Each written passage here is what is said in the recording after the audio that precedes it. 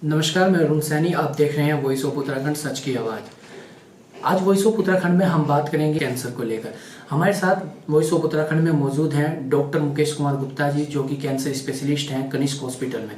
बात करें sir cancer की, तो अब फिलहाल हम देखें तो आज की डेट में कैंसर बहुत ज़्यादा बढ़ रहा है, काफ़ी ज़्यादा आंकड़े बढ़ रहे हैं। सर पहले हम देखें तो कैंसर रेयर ऑफ रेयर होता था, तो इसका मुख्य कारण क्या मानते हैं और क्या कुछ इससे बचाव करने चाहिए? देखिए, बिल्कुल आप सनी जी सही कह रहे हैं। करीब अगर हम पूरे देश का आंकड़ा देखें तो करीब 15 लाख नए केस हमारे पूरे साल डिटेक्ट होते हैं। ये डाटा वो है जो हमारे आंकड़ों में आता है। इसके अलावा बहुत सारे मरीज ऐसे होते हैं जिनके कोई आंकड़े ही नहीं होते हैं। तो 15 लाख से ज़्यादा केस डिटेक्ट होते हैं और उसमें करीब 7-8 लाख लोगों की मृत्यु हो जाती है। रही कारण के बारे में देखें तो बहुत सारे कारण इसमें हैं, जिसमें स्मोकिंग, अल्कोहल बहुत बड़े मेजर रीजन है। तंबाकू, किसी भी तरह का तंबाकू का सेवन, इसके अलावा smoking, alcohol, healthy unhealthy lifestyle, इसके अलावा बहुत एक्सेसिव मीट वगैरह का यूज का होना, ये कैंसर के ज़्यादा मुख्य कारण हैं। सर बात में जो कैंसर की, तो इसका एज मेजरमेंट क्या रहता है? किस एज के लोगों को ये ज़्यादा रहता है कि ये आप एक बार बताइए।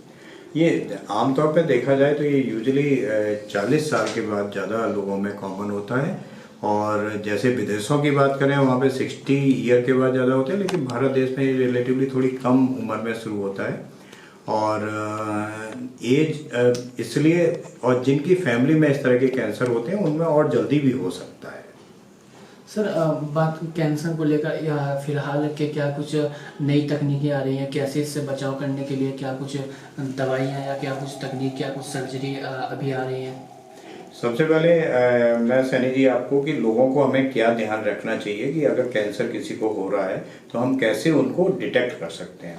तो इसके लिए सब पेट के कैंसर के लिए अगर हम बात करें तो अगर किसी को खाना निकलने में दिक्कत हो रही हो, या ब्लड की वॉमिटिंग हो रही हो, भूख लगना कम हो जाए, वजन कम हो जाए, लैट्रिन में अगर ब्लड आने लगे, या किसी को पीलिया होने लगे बिना पेन के अगर पीलिया बढ़ता चला जाए, तो ये पेट के कैंसर के लक्षण हो सकते हैं। या किसी को खाना बंद होने लगे, तो ये आमतौर पर कैंसर के लक्षण होते हैं।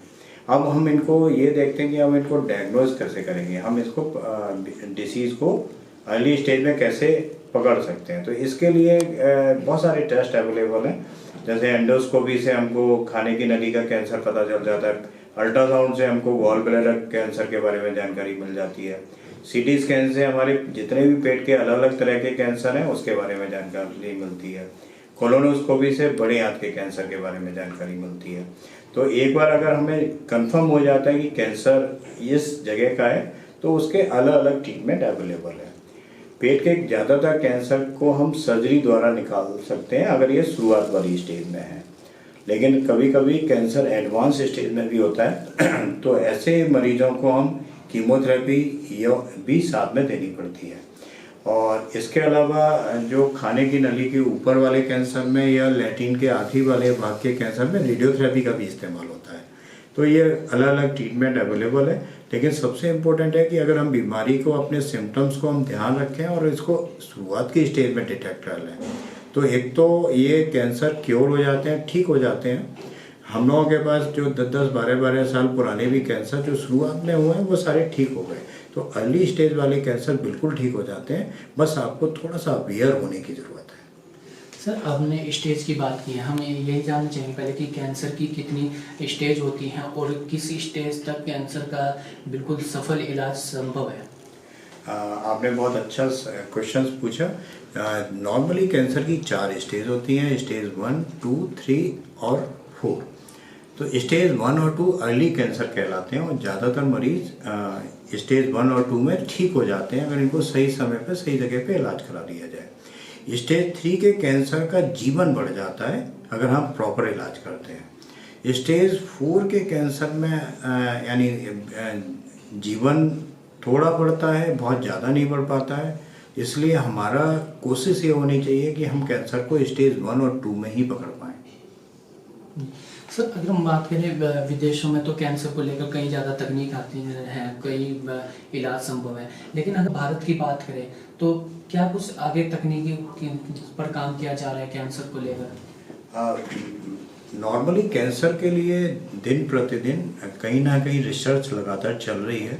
अगर हम भारत देश में भी बात करें तो जो 20 साल पहले जिस तरह से कैंसर हम लोगों के पास आते थे वो ज़्यादातर एडवांस स्टेज में आते थे, लेकिन सीटी स्कैन आ गए, एमआरआई स्कैन हुआ, पेट सीटी स्कैन आने के बाद और अनडायग्नोस्टिक मेथड आने की वजह से ये बीमारियां काफ़ी जल्दी पकड़ में आने लगी। दूसरा मैं एक फैक्ट बताता हूँ कि अवेयरनेस काफ़ी अच्छी होने लगी, क्योंकि जैसे मीडिया के माध्यम से, मरीजों के माध्यम से और लोगों के अलग अलग कैंसर की बहुत सारे सेमिनार होने की वजह से लोगों में अवेयरनेस भी आई। तो अब हम बीमारी को थोड़ा जल्दी पकड़ भी पाते हैं और काफ़ी हद तक मरीज ठीक भी हो जाते हैं। कीमोथेरेपी में नए नए वो हो रहे हैं, रेडियोथेरेपी में नए तरह के आ रहे हैं, सर्जरी में भी एडवांस सर्जरीज डेवलप हो रही हैं, लेप्रोस्कोपिक सर्जरी द्वारा कैंसर ऑपरेट हो रहे हैं। तो अब है ना रिलेटिवली काफ़ी एडवांसमेंट हुआ है। और आज की तारीख में अगर हम भारत देश में इलाज के बारे में देखें तो अब भारत देश में और अमेरिका के ट्रीटमेंट में कोई बहुत डिफरेंस नहीं है। सर आपके पास रोजाना, जैसे आंकड़ों की बात करें, आपके पास रोजाना कितने पेशेंट कैंसर के आते हैं और कितने पेशेंट सही होते हैं? अगर मैं पूरे महीने का आंकड़ा देखूं तो काफ़ी फेयर अच्छे नंबर ही आते हैं। उसमें ऑपरेशन भी होते हैं, तो ऑपरेशन करने में बहुत सारी, जैसे मैंने बताया कि स्टेज 3-4 में कैंसर सर्जरी नहीं हो पाती है, तो स्टेज 1-2 के कैंसर काफ़ी ऑपरेट भी होते हैं, काफ़ी हद तक ठीक भी होते हैं। सर आखिरी सवाल ये है कि आप लोगों को क्या कुछ संदेश देना चाहेंगे कैंसर को लेकर? जो उनके लक्षण आपने बताए हैं, कैसे उनकी पहचान करें और कैसे उनसे सावधानी बरतें? ये आपने बड़ा अच्छा सवाल भी किया। सबसे इम्पोर्टेंट है कि हम पहले तो बीमारी को होने ही ना दें, है ना, ये तो सबसे इम्पोर्टेंट एस्पेक्ट है। तो हम अपनी हेल्थी लाइफस्टाइल हमारी होनी चाहिए। इसमें एक तो स्मोकिंग बिल्कुल नहीं होनी चाहिए। स्मोकिंग ऐसा है जो मेजर फैक्टर है। इसके अलावा टोबैको चिंग, स्मोकिंग, बहुत एक्सेसिव जो गर्म चीज़ें हैं जिनको लोग पीते हैं, तो एक्सेसिव जिसका हॉट बेवरेज होते हैं वो अवॉइड होने चाहिए। इसके अलावा alcohol should be avoided. Alcohol बिल्कुल नहीं होना चाहिए। और आपको डाइट में क्या ध्यान रखना है कि डाइट में आपको फ्रेश फ्रूट्स काफ़ी अच्छे से वॉश करके प्रतिदिन के आपके उसमें होना चाहिए। फ्रेश फ्रूट्स हो गए, सलाद हो गए, उसके बाद फाइबर्स ज़्यादा होना चाहिए। फाइबर्स में जैसे आप जो गेहूँ लेते हैं बहुत रिफाइंड नहीं लें, पूरा होल ग्रेन्स लें, तो उसमें क्या होता है, फाइबर ज़्यादा होंगे तो कैंसर की होने की संभावना कम हो जाएगी। और इसके बाद लाइफ स्टाइल आपकी, यानी प्रतिदिन आपको योगा करना है, प्रतिदिन आपको एक्सरसाइज करनी है, सही समय पर सोना है और सही समय पर उठना है। अगर आप इतनी चीज़ें आप करते हैं तो काफ़ी हद तक रोका जा सकता है। और बाकी अगर आपको कोई भी सिम्टम है, नॉर्मल सिम्टम हो रहे हैं, आप बेहिचक जाके इन्वेस्टिगेट करा लीजिए। पहले तो सही जगह पर जाके, सही जगह पर जाएंगे, दिखाएंगे, इन्वेस्टिगेट कराएंगे, तो बिलीव करिए कि बीमारी एक काफ़ी हद तक कंट्रोल हो सकती है। धन्यवाद sir. Thank you very much. तो हमारे साथ डॉक्टर मुकेश कुमार गुप्ता जी, और साफ तौर पर इनका यही कहना है कि कैंसर को लेकर लोग अपनी हेल्थ को लेकर सजग रहें, और साथ ही साथ अगर आपको कुछ भी ऐसे लक्षण दिखाई देते हैं तो जल्द से जल्द डॉक्टर की सलाह लें और अपनी हेल्थ को लेकर काफ़ी ज़्यादा अवेयर रहें। देखते रहिए वॉइस ऑफ उत्तराखंड, सच की आवाज़।